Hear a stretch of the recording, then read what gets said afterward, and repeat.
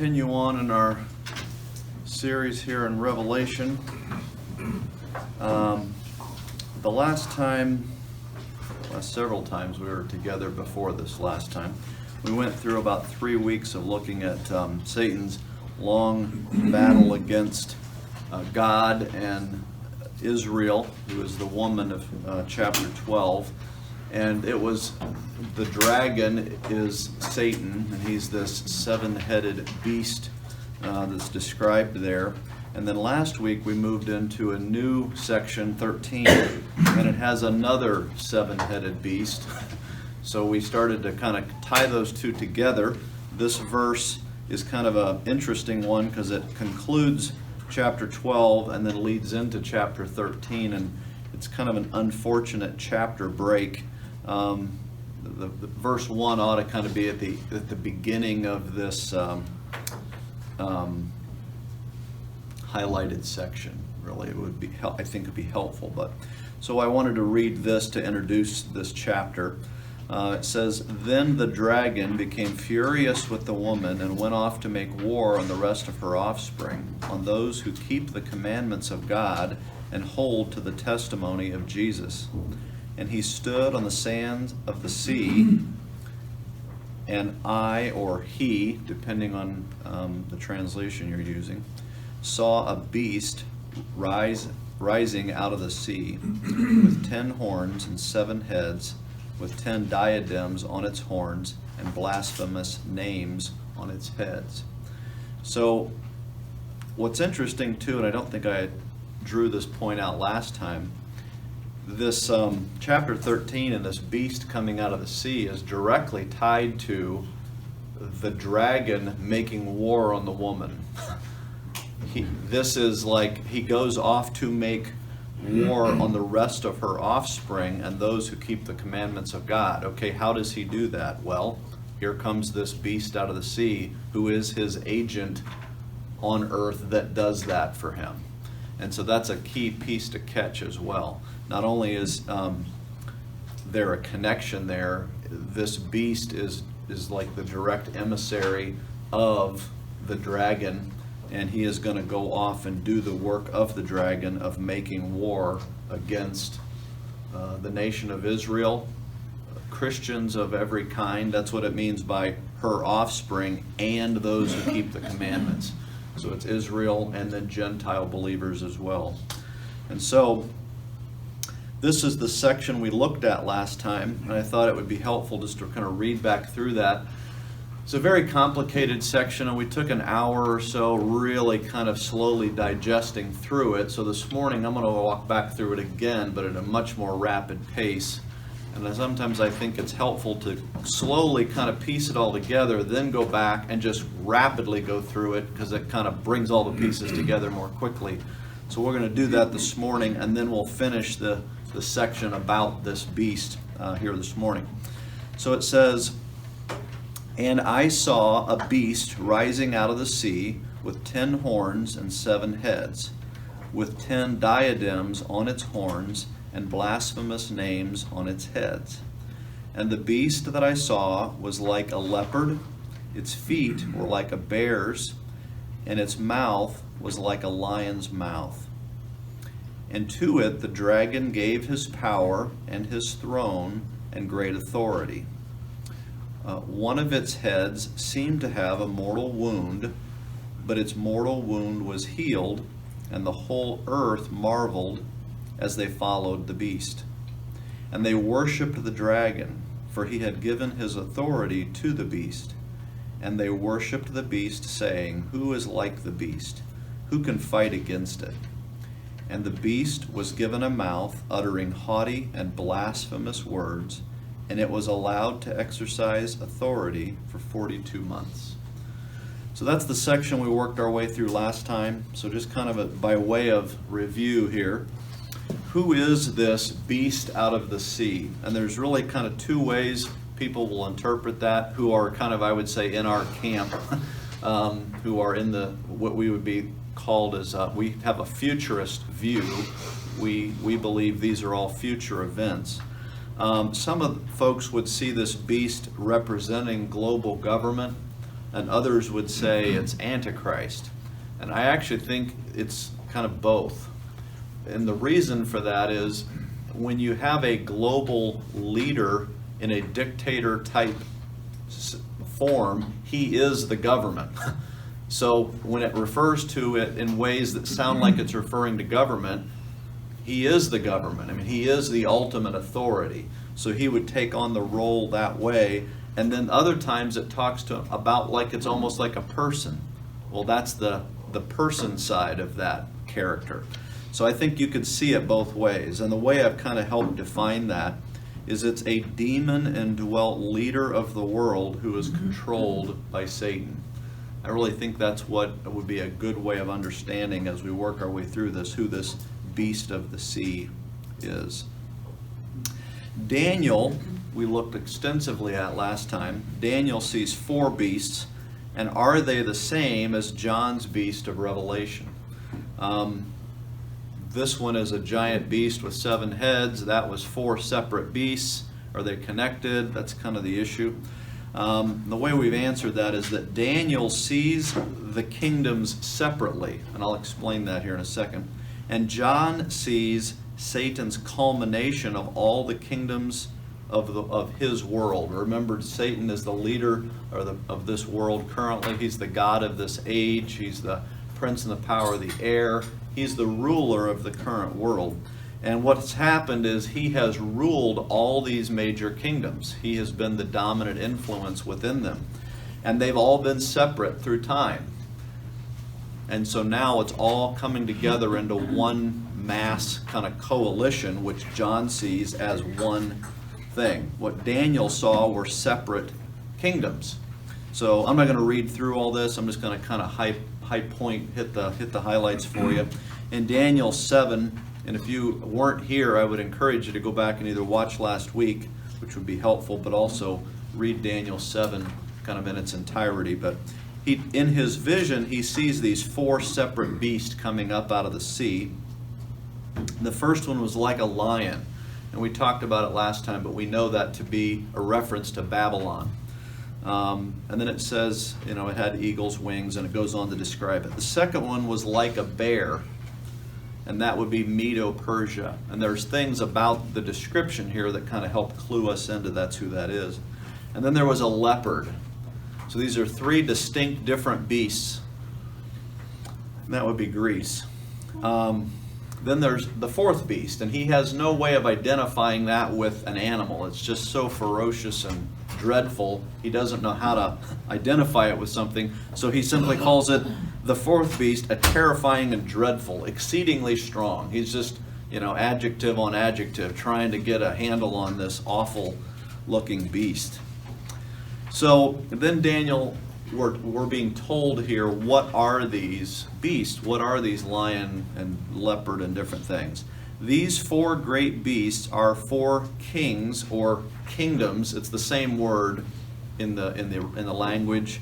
It's interchangeable. I think it would be beneficial to understand it as kingdoms, who shall rise out of the earth. So we're specifically told these 4 beasts that Daniel sees represent 4 kingdoms: Babylon, Medo-Persia, Greece, and then this 4th, which is a dreadful one. It says, as for the 4 beasts, there shall be as for the 4th beast, there shall be a 4th kingdom on the earth. Here's where we start to get some understanding of what is this 4th one we haven't understood yet.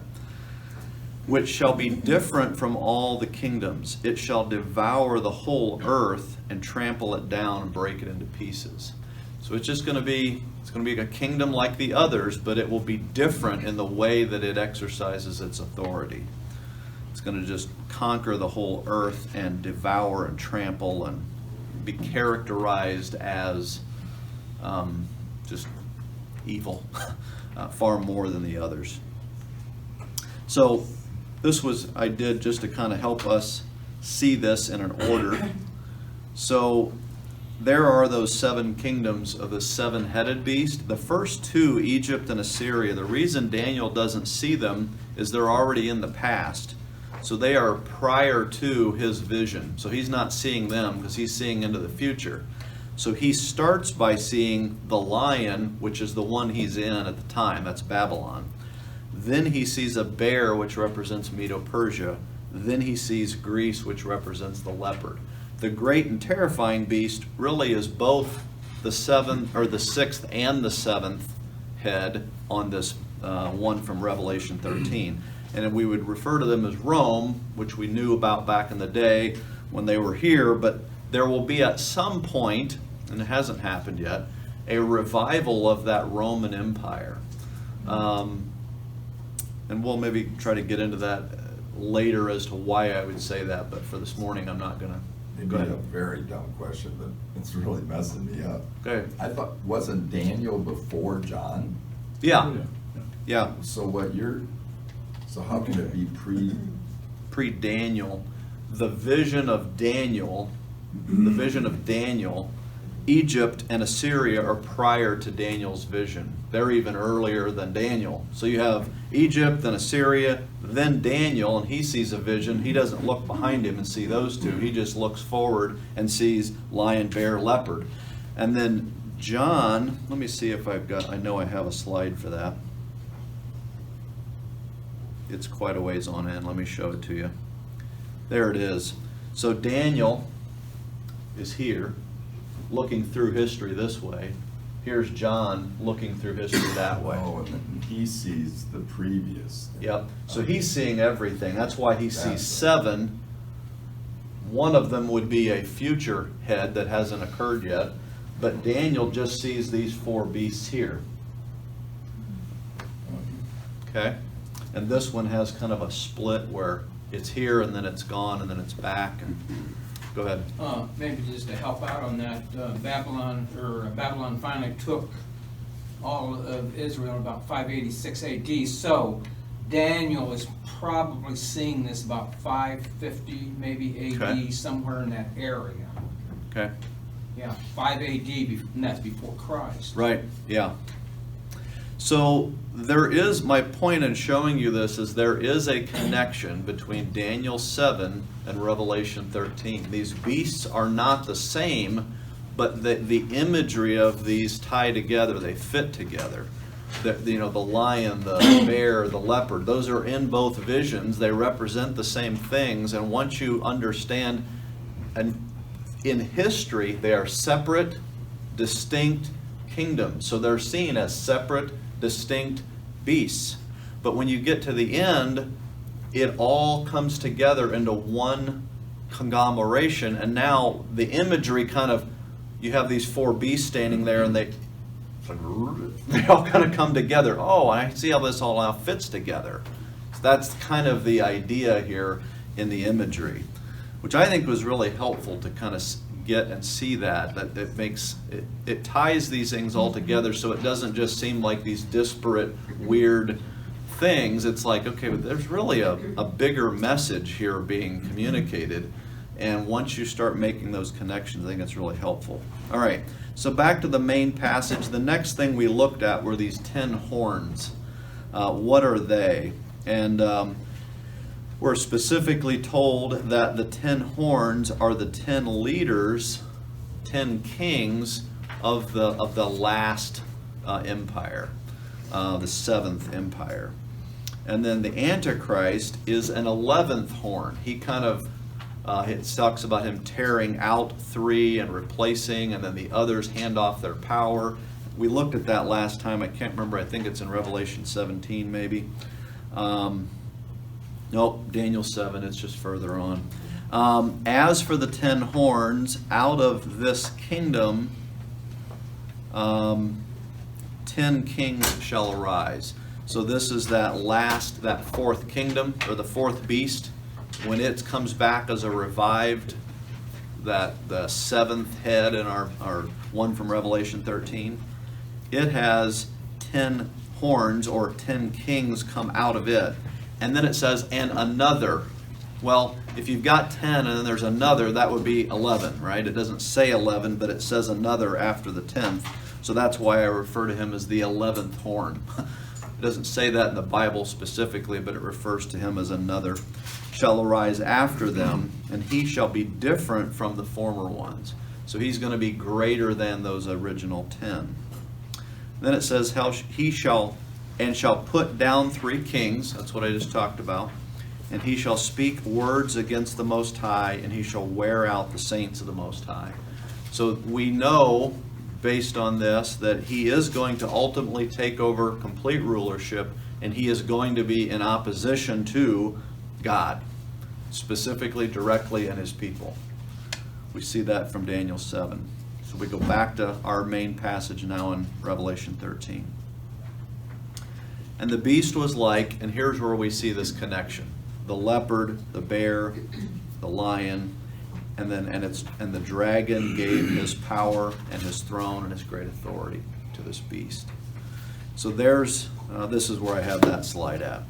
So there's our kind of bringing these two visions together. The yellow there is Daniel's vision, and John is at Rome and he's looking backward. What's interesting, and I pointed it out last time, Daniel sees them literally as a lion, then a bear, then a leopard, and John describes them as a leopard, then a bear, then a lion. He does it in reverse order because they're looking at him from 2 different points in history across the menagerie of animals, so to speak. You know what I mean? So that's that helps us understand how to see this. All right. What is the significance of the diadems? The diadems represent ruling authority. There's 2 crowns talked about in Scripture. We just see them often referred to as crowns. A diadem is a king's crown. It's gold and has, jewels, and it's only given to kings. Then there's a Stephanos, which is like woven ivy and stuck on the head of a runner. It's an accomplishment, a trophy. We, as Christians, are promised Stephanos crowns.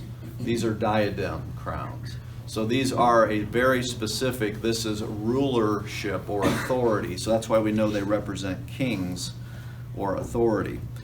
The number of crowns change from chapter 12 to chapter 13. The beasts are different. One's a dragon, 7 heads, 10 horns. The other is a beast that looks like a lion, bear, and leopard, and it has 7 horns and 10 heads, or 10 heads and 7 horns. So they're very similar in their heads and horns, but the body, one is a dragon, the other is this leopard, lion, bear. But the other thing that shifts is the crowns. You'll see it here in chapter 12. It's 7 diadems on the heads, and in 13 it's 10 diadems on its horns. Why the shift? And I answered that last time to say Satan is the dragon, right? He's the one with the 7 diadems on the heads. That's the dragon. That represents Satan, and he rules every one of those kingdoms. Egypt, Assyria, Babylon, all of them he's been ruling. When you get to the Antichrist, he doesn't go back in time and rule Egypt 4,000 years ago. He doesn't do that. He's just ruling the 10 kings in the last empire, so to speak. So the crowns shift from heads to just the horns. Does that make sense? Does that track? I'm getting blank stares and some nods. I'm hoping that it makes sense. All right. The horns represent kings. The heads represent kingdoms. Satan rules kingdoms, and the Antichrist rules just kings. So the diadems shift from, which is authority, the rulership in the imagery shifts from kingdoms to kings. That's what's being depicted there. Then it talks about it has what seems to be a mortal wound in its head.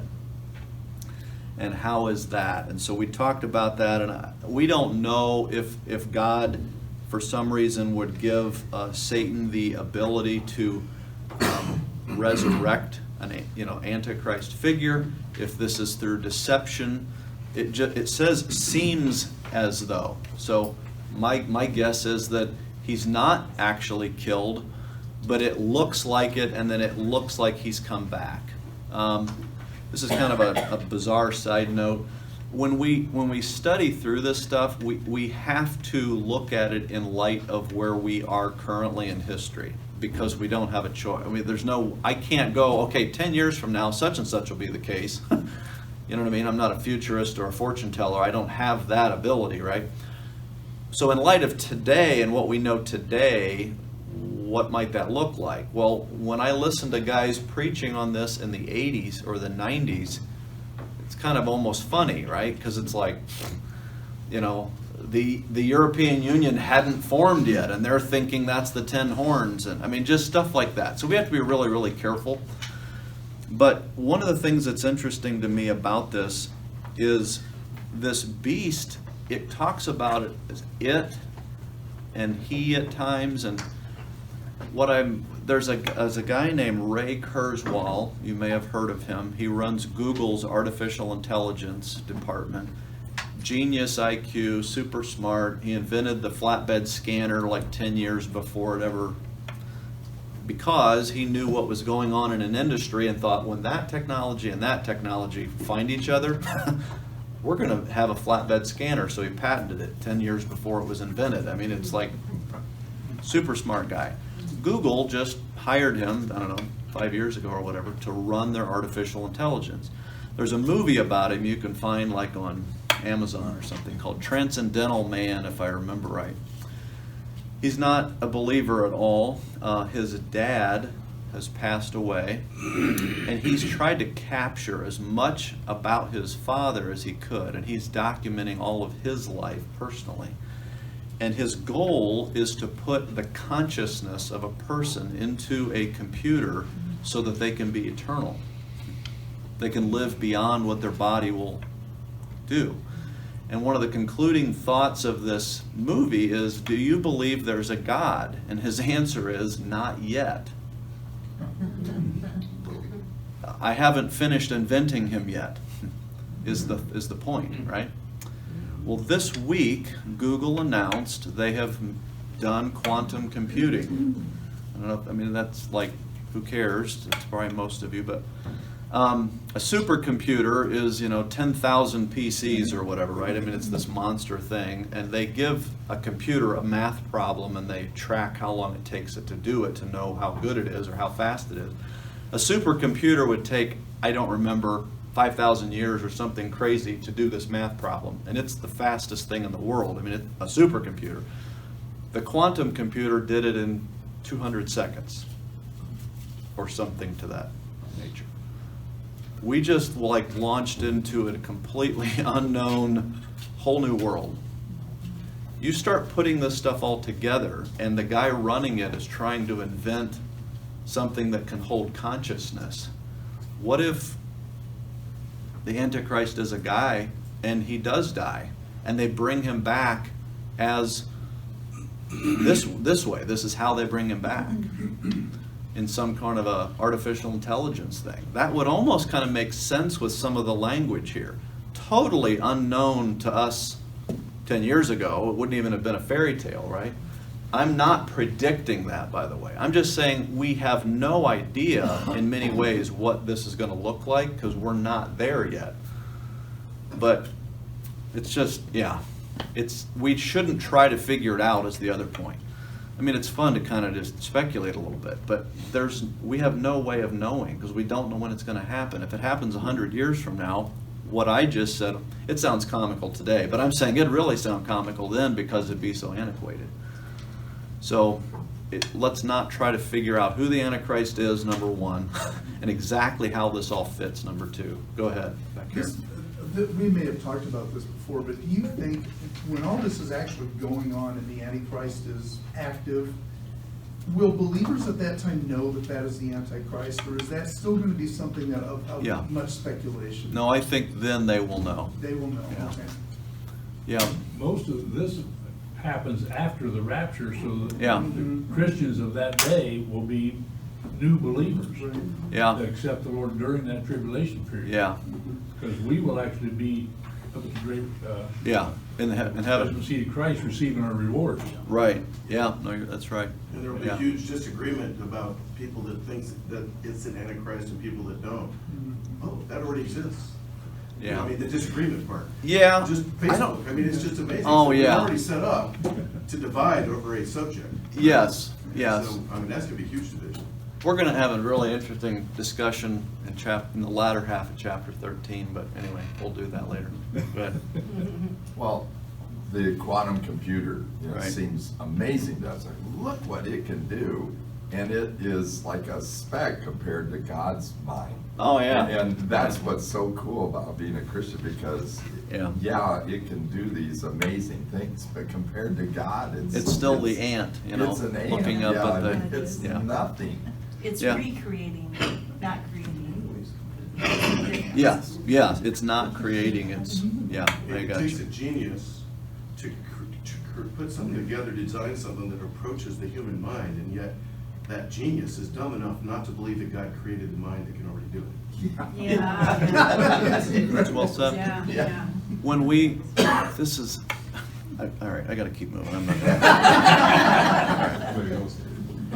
We can spend all day on that. Huh? Okay, all right. And they worshipped the dragon. Why does it talk about them worshiping the dragon? I thought they were worshiping the beast. They are worshiping the beast, but in the doing so, they're worshiping the dragon because that's who's given him his authority and his power. I mentioned it last time when Satan says to Jesus, worship me and I'll give you the kingdoms of the world. That's a real thing. He could do that. He could give him those kingdoms, right? They're his. He does. He gives him the kingdoms of the world. And when they worship the beast, they are worshiping Satan. So that's the tie there. All right. They worship the dragon, for he had given his authority to the beast, and they worship the beast, saying, who is like the beast? Who can fight against it? And the beast was given a mouth uttering haughty and blasphemous words, and it was allowed to exercise authority for 42 months. So that's how we know this is the Antichrist, in that he's that one given this authority for that last half of the tribulation period. So this is the next section. Let me read this so we have it again in our minds, and then we'll walk our way through it. It says, it opened its mouth, so this is the beast, it opened its mouth to utter blasphemies against God, blaspheming his name and his dwelling, that is, those who dwell in heaven. Also, it was allowed to make war on the saints and to conquer them. The authority was given, authority was given it over every tribe and people and language and nation. And all who dwell on the earth will worship it. Everyone whose name has not been written before the foundation of the world in the book of life of the Lamb who was slain. If anyone has an ear, let him hear. If anyone is to be taken captive, to captivity he goes. If anyone is to be slain with the sword must he be slain. Here is a call for the endurance and faith of the saints. So it's going to, as we tend to do, walk our way through this a few words at a time. It says it opened its mouth and uttered blasphemies against God. So this is the Antichrist, and however that's going to look. He's blaspheming against God and against his name. His name is as a representation of who he is. It's his attributes. We went through a long study on his names and attributes and all that. My point is, he's not blaspheming Jesus. You know what I'm saying? It's more than that. It's blaspheming all that he is and represents. It's just an expansion of against God and all that he is what's really being said there. His dwelling. Now this gets interesting. In your Bible, it might use the word heaven. In some, it will say his dwelling, which would be heaven. That is not in a lot of translations. In the NASB, it's in italics, which means it's been added for clarity. But to me, it changes the meaning. So I'm not sure how I feel about that is. His dwelling, that is, like when it says that, it's defining the dwelling, right? The dwelling, which is, or that is, those who dwell in heaven. What that's saying is us, the church, who is where God dwells, right? That's the dwelling. The church is how you could read that. I don't know if that's what that's saying, but that's how it reads when it has "that is" in there. And then it says, those who dwell in heaven, which would be the church, Old Testament saints, angels. I think that would represent all of that. So I think what's being said here is he's blaspheming against God, all that he represents, heaven, and everyone in heaven. I think that's just a simplistic way of seeing that, but it's encompassing all of the divine, all that are on God's team, everything associated with God, his house, heaven, his people, his angels, his representation, his name, and him himself. He's just blaspheming everything, every aspect of God. Also, it was allowed to make war on the saints and to conquer them. The key word there is allowed. Think Job, right? Was allowed to go after Job. Satan was allowed to go after Job. Same thing. None of this can happen without the God who was just being blasphemed saying, go ahead. God's still ultimately in control. The saints are being conquered because God is allowing that to happen. That's such an important thing to capture. And that's something you and I you've lost your job very unfairly. Completely wrong. I mean, this guy or gal at work lied about you. It's just totally unfair, and you've lost your job because God allowed that to happen. It's according to his plan. It's the character building path he has you on. You know what I mean? So don't ever have that sense of it's all out of control. No, nothing is ever out of control. All of it, even to the point of the conquering of the saints, is within that plan. And we'll see that actually unfold even more here in a moment. Go ahead. When it says that it conquered the saints, Yeah. to me that is an act of grace on God's part so they don't have to go through a continued human suffering. Yeah. Because they're taken out and they're under the altar waiting for their redemption at the Yeah. end. But they're no longer in the human Yeah. pestilence or whatever. Yeah, I mean, it's whatever they just do to 'em. trial and torture and Right. mayhem They're and missing all the rest of that because they're conquered, and God says, okay, take them out, so they won't have to put up with your garbage. yeah. Think of people in wartime.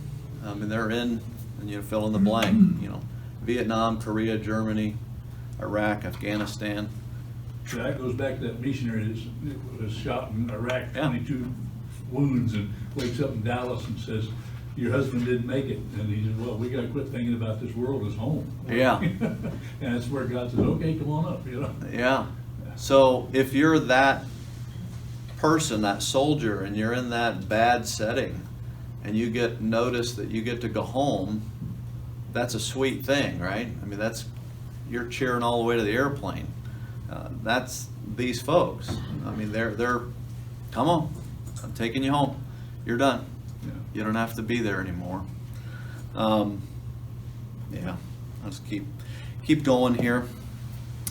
How is the beast able to conquer the saints if Christ said the gates of hell shall not prevail against it? And the it there is the church. How is that possible?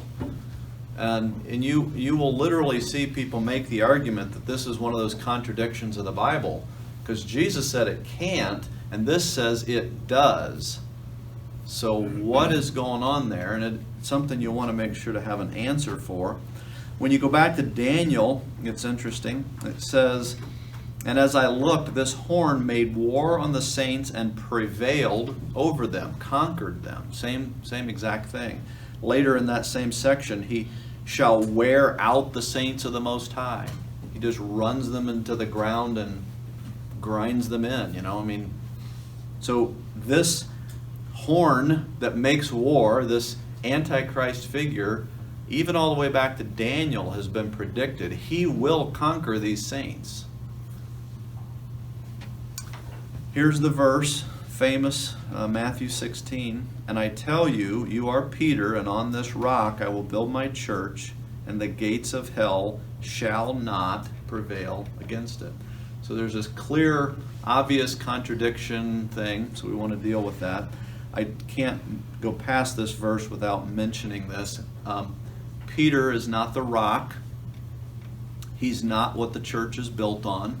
This is said at Caesarea Philippi, which is this massive rock outcropping with carve-outs for deities. Jesus goes way out of his way to go there and then say, who do the people say that I am? Well, who do you say that I am? And the Father gives Peter the answer so that Jesus can say, yes, and on this rock, his deity, what was just been stated, you are the Christ, the Son of the Most High. Yeah, and on that, I will build my church. So that's what the church is built on, is on the deity of Christ, not Peter. I thought Peter was the first pope. Yeah, okay. Sorry. I'm redirecting you. Go ahead. Yeah. But the word rock is not the small stone that Peter's word Right. is. Petra, there's a play on words there, Right, yeah. And so the rock is a large rock. It's Yes. Christ. Yeah. Yeah. The large rock standing behind Jesus as he's speaking. Yeah. Right, exactly. What's interesting was we went through the life of Jesus chronologically years ago, how often Jesus would go to a setting, it tells us where he's at, and then he starts talking, and they just fit together like a hand in a glove. You've heard the field is white unto harvest. Did you know that he said that in the middle of a wheat field? I mean, like, he would just go to the place, and he could just, the field is white to harvest, or on this rock I will build my church. You don't get the thumb motion in the text, but he told you where he is. So he uses these not just verbal parables, but visual parables as he communicates. So that's an important thing to note. All right. 13. Also was allowed to make war and to conquer them. So here's the answer to that conundrum of how does this work? And it's the beast isn't conquering the church because the church isn't there anymore. The beast is conquering tribulation saints. It's a very simple answer, but that is the answer, is that he isn't conquering the church. Jesus didn't get it wrong. The church is never conquered. They're just taken home. Go ahead. Yeah. Would it be safe to say that Satan could not conquer the body of Christ? Yeah. Right? Yeah. But the church in the tribulation, like I think we maybe embraced, was Right. not the body of Christ. Right. And here's something, and I think this is what you're referring to when we talked about it. In the Old Testament, well, let me back up and say it this way. What the church, we've studied this before. The church is a word that is it's an English word. The word church isn't really in the Bible. We're called the ecclesia. Mm-hmm. The ecclesia is to be the called out ones, the ones who are called out. And Israel, at times, is referred to as ecclesia. Well, that doesn't make them the church. It makes them this called out group, right? Mm-hmm. So you get to the tribulation. They are called out, right? But they're not the church. They're not the body of Christ. The body of Christ is what's unique right now. We are indwelt by the Spirit of God in a way that Old Testament saints were not, and the way the tribulation saints will not be. We're a distinct thing right now, which is totally unique in world history. That's the blessing we have, and we are the ones that are going to be gone before this occurs. Go ahead. Well, he conquers the tribulation saints, but he's not allowed to take them to hell with it. No, They still conquer go to meaning heaven. kill. Yeah. Yeah, they're killed, but then they go to heaven with, Yes. with Christ, so that he isn't able to conquer and take them home with No. him to hell. Fear the one who can send you to hell, not the one that can only kill the body. Right? I'm misquoting that, but you remember the passage I'm referring to. I Think of it as spiritual and physical. Yeah. And he cannot affect your spiritual life, but he can take your physical life. Could you Yeah. explain the called out ones again? The Ecclesia is the Greek word, and the word means to be called out. It was used in other settings. And the church, when you see the word church, it's ecclesia. They're simply referred to as the called out. Okay. There's a billion people, and you 10, I'm going to pull you out. You're called out of that. You're now the body of Christ. And then they more and more are called out and added to this called out group. Pilgrims, right? We're aliens in a foreign land. All that imagery that like First Peter talks about. We're aliens in this world. Why? Because we're the called out. We're the ecclesia. Okay. Yep. Even in the wilderness, Moses, Yep. that group was actually called the church. Yeah, the called out, the called out ecclesia. Yeah, Israel. yeah. And again, that's where we can get confusing because they weren't the church as in the body of Christ, Right. but they were called out. They were called out. Yeah. All right. We'll have to tackle that whole issue another day because there's a lot there. And I'm going to run out of time if I don't keep going. All right. An authority was given it, this is the beast, over every tribe and people and language and nation. This is global domination. It is the, every James Bond villain's, goal has ultimately been accomplished here by the beast. He's actually achieved world domination is what's being described there. This is an interesting thing here. We're going to spend some time. And all who dwell on the earth will worship it. Let's stop for a moment. If I say all of the people in the room, and then are female, let's say, but I can't be talking about everybody because there's a bunch of guys in here, right? So it says, and all who dwell on the earth worship it, and there's 144,000 witnesses who aren't worshiping it, plus the Jews that have been rescued out to wherever God's protecting them, plus the ones that are being hunted down. How do we understand the word all then? Do you see what I'm saying? It can be confusing. So my point is two things. We'll deal with what it means here, but when you read a passage and it says all, it doesn't necessarily mean every single human being. Mm-hmm. Look to the context of the passage to say, does this mean like literally everybody, or does it mean everybody of a group that's about to be described? It's just a key thing to look at as you're doing your Bible study going forward. All right, so who is this all? You remember we've talked about it several times when it says who dwell on the earth, or they'll call them earth dwellers.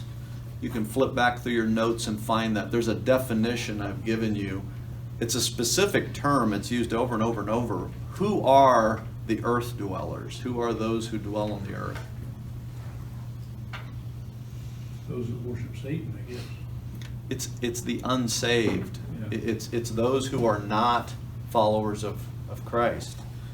So when it says, and all who dwell on the earth, it's defining the all by those who are identified as earth dwellers or dwellers on the earth. And it's used over and over and over and over through the scripture in Revelation as a description of those who are not aliens, those who are not called out, those who are not them.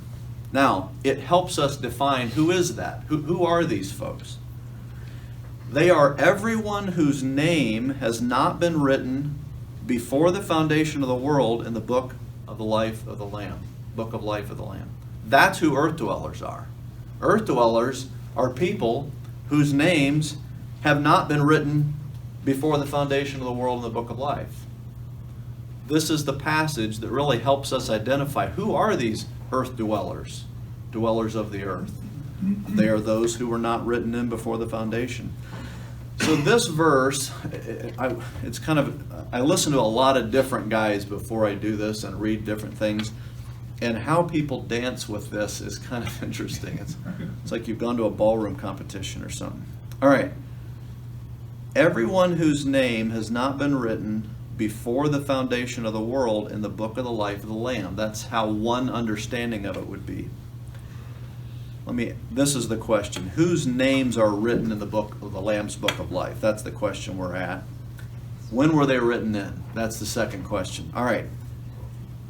So the first way of understanding it is everyone who was written in, and this before the foundation of the world is describing the names.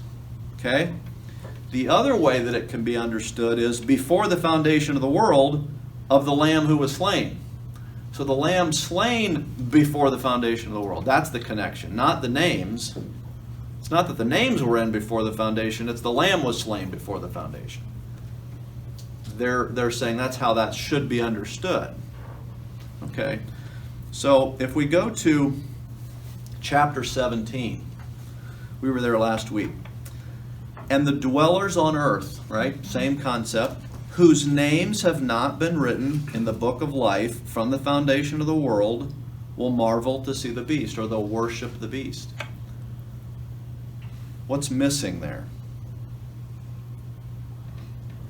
The lamb that was slain. The lamb that was slain. There's no reference to lamb slain. You have the exact same phrase, whose names have not been written in the book of life from the foundation of the world. There's nothing about a lamb being slain. So now we know the names being written and the foundation go together because they're used here together, and there's nothing about a lamb. So if we go back to 13, we now know the structure of that sentence would be this. It's not contradicting itself 3 chapters later, is my point. So then they'll say, okay, but wait a minute. All that means is that they weren't written in yet. So in other words, when Adam and Eve step out of the dirt, nobody's written in the book. There are no names in the book. And as you come to Christ, He writes your name in. And these names simply haven't been there since the foundation. Well, nobody's was in then. All that means is they haven't been written in yet, is what their argument would be. So what if you take that phrase out, just altogether, you just removed it?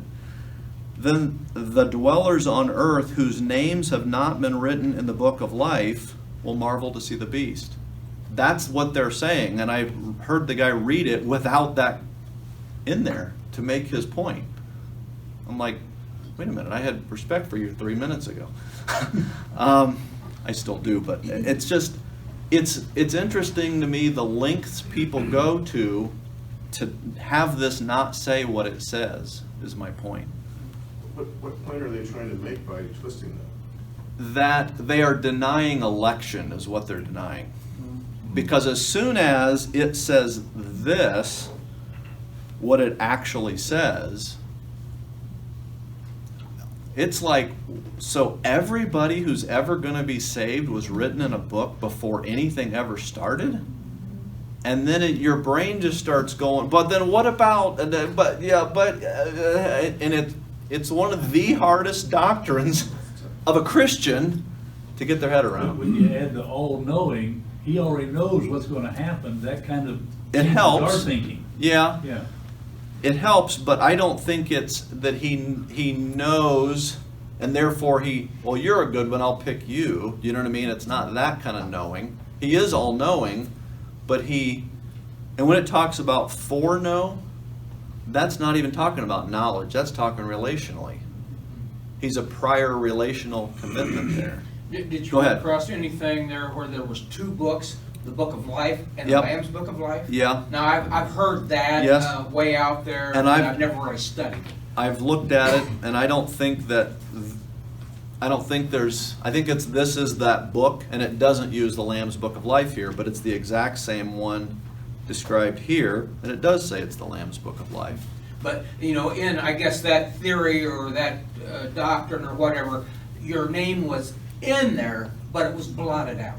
Yes, and I've heard that, and I'll Chapter reserve that for a 21 different says day. Book of Life. Yes. The Lamb's Book of Life. Yeah. Right. Let me show you this. Okay, so here's chapter 20 and 21. These are the other 2 references to this.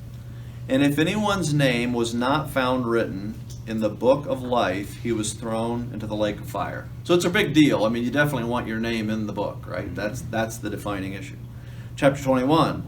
But nothing unclean will ever enter it, nor anyone who does what is detestable or false, but only those who are written in the Lamb's book of life. So, if they're different, right, there's the book of life and the Lamb's book of life, then why are people not written in the book of life going to hell? If the Lamb's book of life is the one that matters. You see the Could you point? ask that again? Okay. Let me see if I can make this work. Come on. Yeah.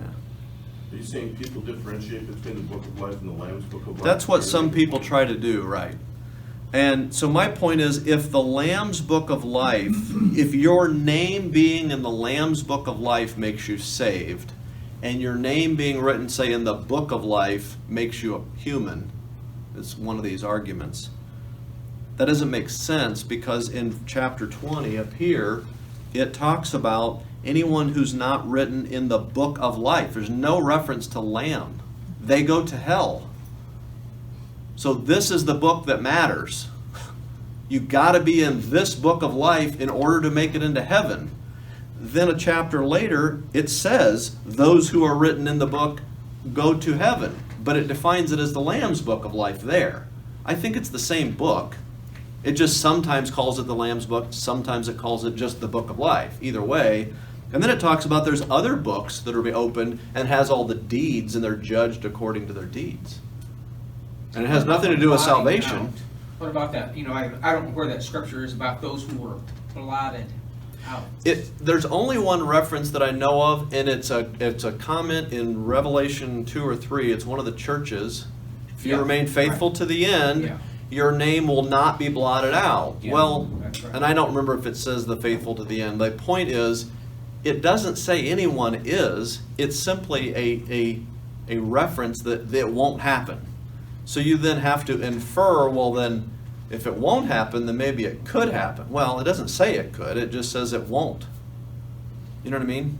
It's a, I will never stop loving you. Well, if you never will stop, maybe you might. You know, it's like, no, that was meant to be an encouragement. Not that you know what I mean? You gotta twist that one to make it a bad thing, and people try. Okay, everyone whose name was not written before the foundation of the world in the book of life who was slain. Let me make sure I do have one more point I want to make here. Let's say names are written in as you get saved. Just for sake of argument, for 30 seconds, let's say that's how it works. And the person at this event, when this is happening, and everyone's about to worship the beast, and 3 days ago, you turned to Christ and your name was written in. This says, too bad, because it wasn't written in before the foundation, therefore it doesn't count. Do you see what I'm saying? It has to be in from the very beginning, or it doesn't, the sentence doesn't make sense. Think about it from that perspective. What if the name was written in 2 weeks ago when the person got saved? And it says, everyone whose name has not been written before the foundation of the world. Okay, that's not you. You just got yours written in 2 weeks ago. Do you see my point? It has to be prior to the foundation of the world when the names go in, or the sentence doesn't work. So there's the answer. The names, who is written in the book of life, is the elect.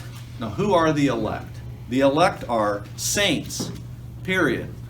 Defining them as from the Old Testament, from the church age, and tribulation saints, which is everybody. I mean, you're in one of the three categories. Everybody is included in the elect. That's whose names are written in the book of life. When you say everybody, you mean everybody's saved. Everybody who is saved. Yeah, every saint from every epoch of time that we look at in the scriptures is included in that elect, and that's who's written, and when? Before the foundation of the world. Or the sentence doesn't work. So this whole thing, and why everybody's so exercised over it, is how do you reconcile being elect and having free will? Absolutely, How that's can we the have issue. free will Yeah. if we're elect, and then So that's why. That's the everybody fight. gets so. I got it. So Right. here's my answer. I don't know. And number two, John MacArthur does it this way. He says, who lives your Christian life? Now, if you say it's you, then that means you are taking credit for what the Spirit does because Christ lives in you, and for you to live as Christ. Oh, okay. So it's Christ. Really? He's the one doing all that sin? Oh, well, no, it's he. Okay. When you figure that one out, then apply that logic to this problem, and you're good. And the point is you can. There's these two, and this is not the only one is the point. It's not election versus, and I never use free will. I would always say the responsibility of man. Man is responsible for his salvation decision, and God elects. And I don't know how those come together. I don't think they do in a human mind. They only work with God. And that's not the only one that's like that. Who lives your Christian life? Christ, me, how? I don't know. Who wrote Romans? God? Well, no. Paul? You know what I'm saying? Is there three God? Is there one? Or is it three and one? There's a bunch of them. And the point is, we don't get it. That's okay. That's good. We have a God we don't understand fully. That's a really good thing. Go ahead. I think it touches on the grace that he gives through what he endured on the cross for us. Because once it's indwelled in us, throughout the day you can take 100%, and sometimes you're 40 or 50 down in this range where, oh man, I wish I had said that. Or other times you had a great day and you're 80, 90%, but there's still that difference. Yeah. Just thinking off the top. Yeah. That is filled in by the grace of Christ. So you wouldn't know where you're at. But you know that I'm nervous about isn't it? filling in. I had an Amish gentleman once say, we talked about spiritual things, and he said, the way I understand it is, I live the best life I can, and when I get to the end, whatever I'm short, God fills in the rest. I don't think that's what you're saying. No. And I said, actually, I think there's a scale, and when I get there, there's really bad, or you're really good, and mine goes clunk, because it's so bad. And God says, that's okay. Jesus paid for all that. Come on in, right? Yeah. So we have a completely different view from him. I don't think that's what you're saying, but that's No, where my just- brain just that went. It's, So it's talking, everybody struggles this side of heaven because Yes. they're perfect. the Yet we still have the sanctification Holy side of Spirit it, that yeah. directs us through the day. Go ahead. And you haven't even mentioned the word predestination, which I- is a whole nother Yeah, issue. it is the issue. I just People avoid Here's the thing. There are hot buttons you can press that don't necessarily help, but they kind of inflame. Facebook is notorious for that, right? So I think if we talk about God's sovereign election and man's responsibility, it's different enough in language that you're actually thinking through it rather than, oh, predestination, I don't like that. Or, ooh, predestination, I'm on that team. You know what I'm saying? So I'm trying to get the brain to engage more by not using that term. But that's exactly what we're talking about. All right, let me try to get through. I think we'll make it. All right. If anyone has an ear, let him hear. All right, let me ask you a couple of things here. What's missing from the phrase, and why? So the phrase is, if anyone has an ear, let him hear. There's something missing. We've heard that a lot already in the book, and there's a part missing. It's missing, and why is it missing? Let him hear what? He who has an ear, let him hear what the Spirit says to the churches. It was said at the end of every one of the 7 letters. And all he says now is, he who has an ear, let him hear. And he doesn't say anything about churches. Why would we think that might be? Because we're not here. Because we're not here. There is no church to reference. There's saints, but there's no church. So he doesn't address the church. He did every time he said that until now. 7 times, 7 exact phrases, and he never fails to say what I'm saying to the churches. You may say, well, then this one isn't to Christians or believers. This one is to everybody. This is to everybody who has an ear. The first point would be the church is in heaven. That's the answer to the question. Here's what I want you to see. If anyone has an ear, let him hear. Then he says it, what he's going to tell them. Here is a call to the endurance of faith of the saints. He is talking to the believers. The he who has an ear to hear is talking to believers. This isn't a global call. He's getting ready to say something very specific to believers, and he doesn't say anything about churches. He says something to saints. Okay. And there's a practical side to that too, because if you're already worshiping the beast or whatever it is, you're not going to listen to it. You can't hear, can you? All right. Go back to the previous answer. There. The church is in heaven is the answer. I'll just tell you. Who has an ear to hear? That's the question. When he says, he who has an ear, let him hear, well, who is that? Is everybody who literally has earlobes? Is that what he's talking about? Matthew 13. He who has an ear, let him hear. There is no church in Matthew. He doesn't say church there either, by the way. Interesting. This is the parable of the sower. For the sake of time, I'm not going to read this, but I want you to catch it. He who has an ear, let him hear. Then to the disciples he said, or they said, why do you speak to them in parables? Why do you make this confusing? Why are you telling these story things? And he answered them, to you it has been given to understand the secrets of the kingdom of heaven, but to them it has not been given. I'm not saying this for the benefit of everybody. I'm saying it so you, the saints, get it. I'm giving you a message. He then tells the parable. This is the one about the seed and the sower and the different soils and all of that. When you get to the end, it talks about, he's explaining the parable actually. And in Luke 8, it's the same parable. He says, and for that, as for that good soil. So what is this good soil that generates fruit? They are those who hear the word and hold it fast as an honest and good heart and bear fruit with patience. Now who as a human being has a good and pure heart?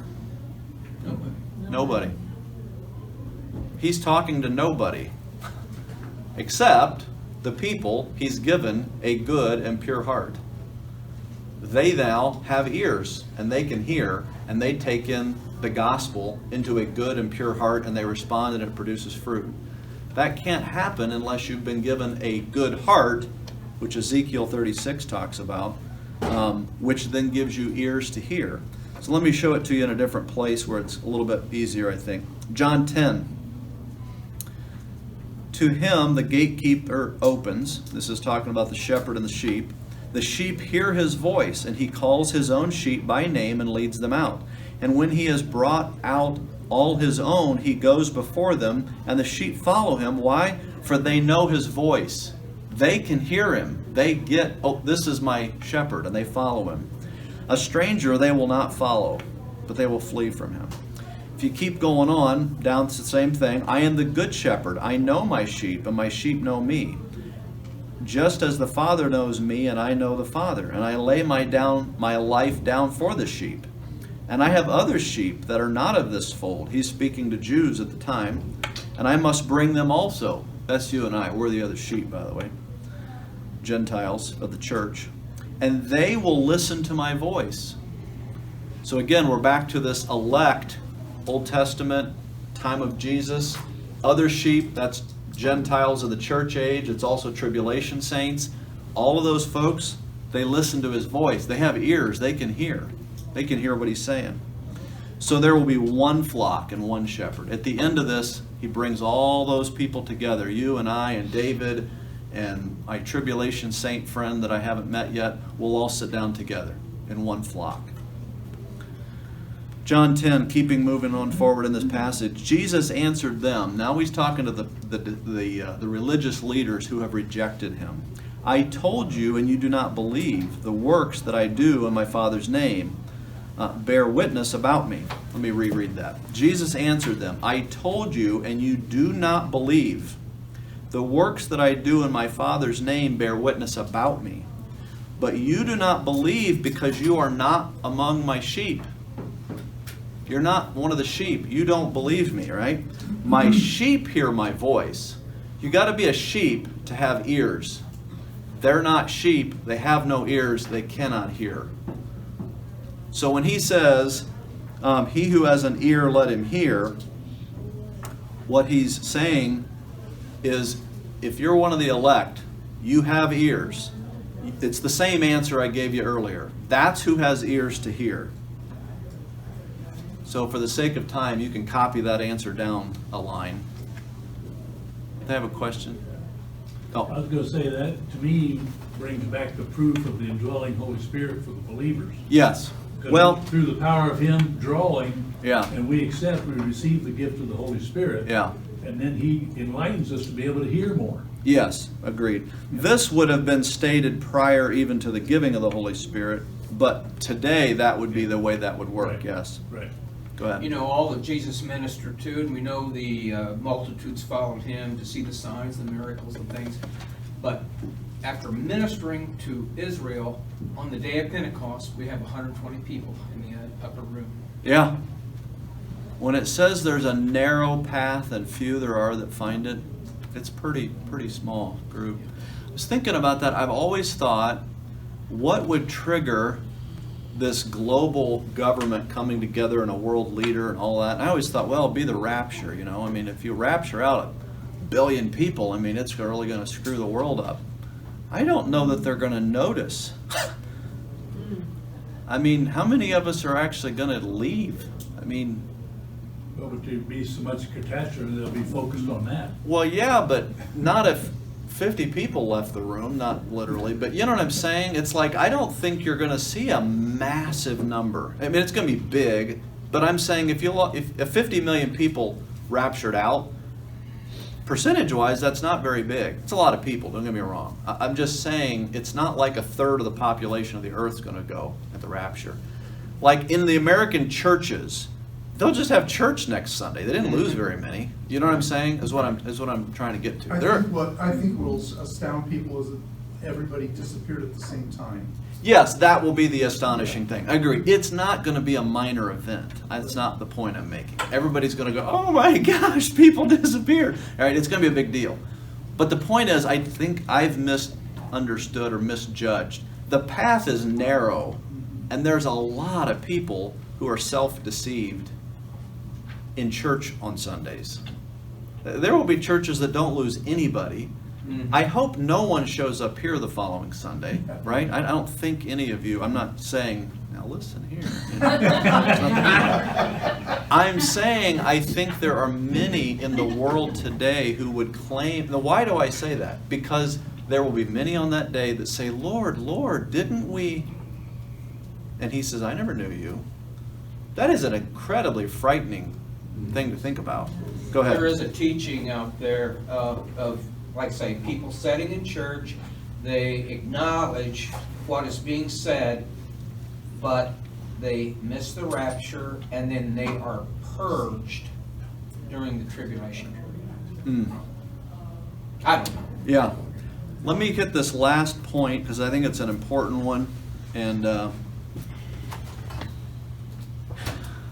so he just said, he who has an ear, let him hear. He's talking to saints. He's talking to our brothers and sisters who are alive during the time of the tribulation. And he says, if anyone is to be taken captive, to captivity he goes. If anyone is to be slain with the sword he must be slain. I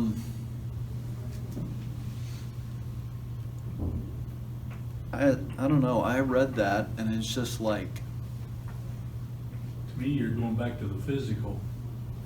yeah, but Being taken out.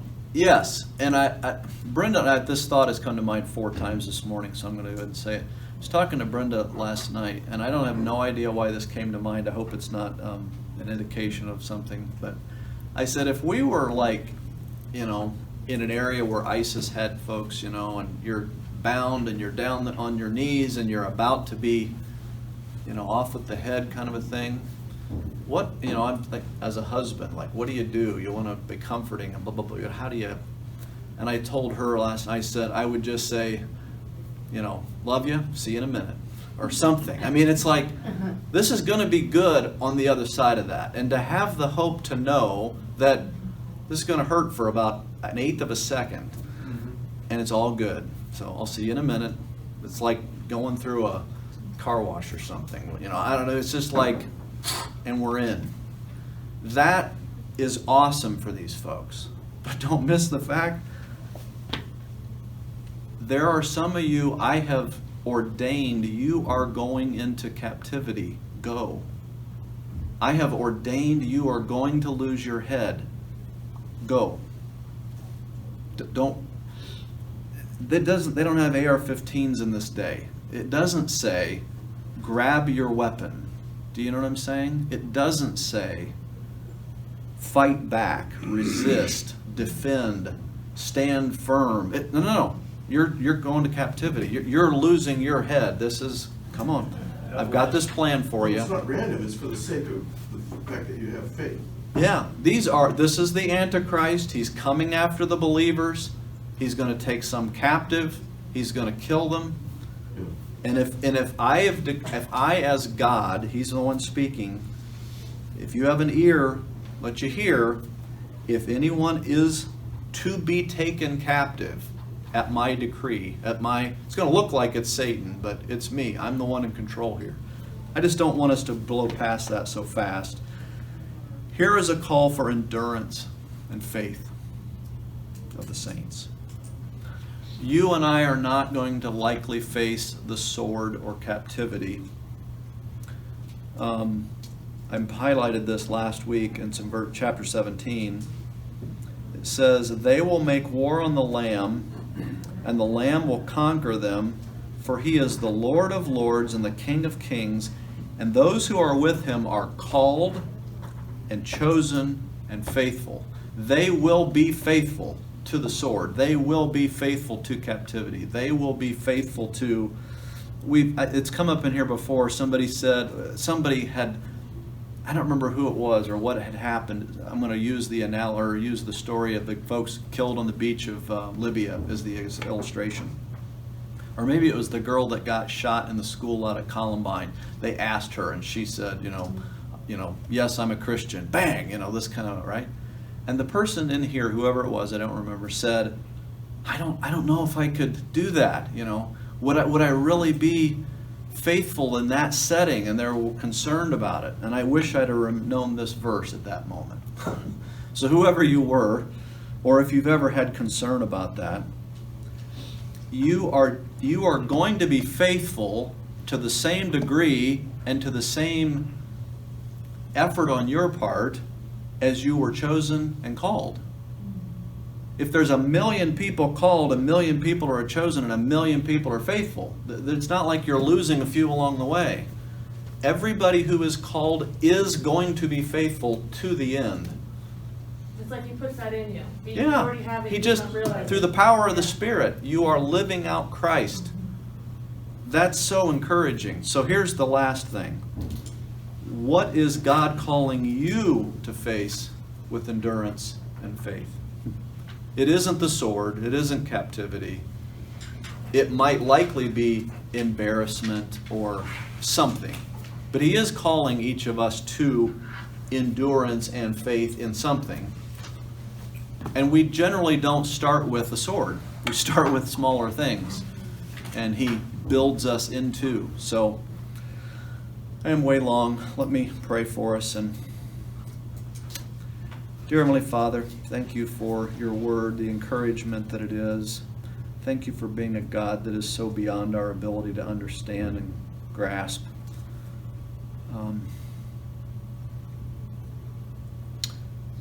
We're just so grateful that You have called us and chosen us and empower us with faithfulness, because we know we are not capable of any of that. Lord, allow that truth to make us humble as we speak to others. Not let us be prideful in the fact that we have figured something out. That's not the way that works. Help us to be bold and, as Phil reminded us earlier, be quickly willing to forgive in light of all that we've been forgiven.